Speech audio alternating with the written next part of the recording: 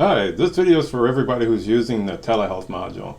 There is a gotcha in the system. So I wanted to warn you when you're bringing up the system for the first time, if you're bringing it up in an existing environment.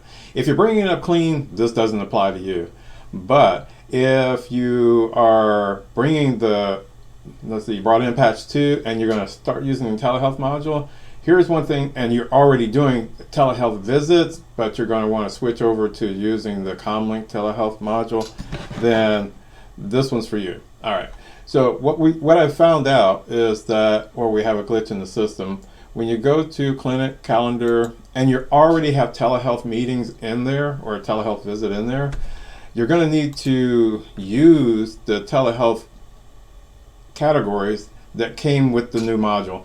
And sometimes they're hard to distinguish from the originals or ones you may have. So let me do telehealth.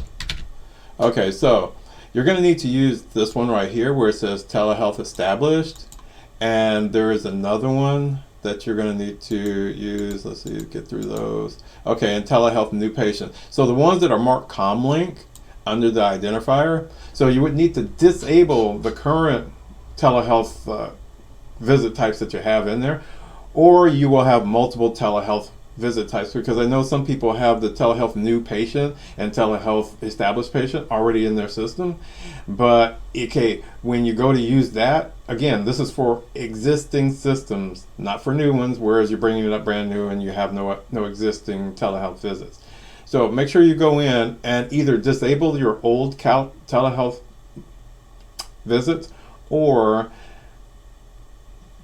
make sure you mark the new ones, because what I've done on some of my installs is go in and mark the name that you can see on the front with a C, or just spell it out.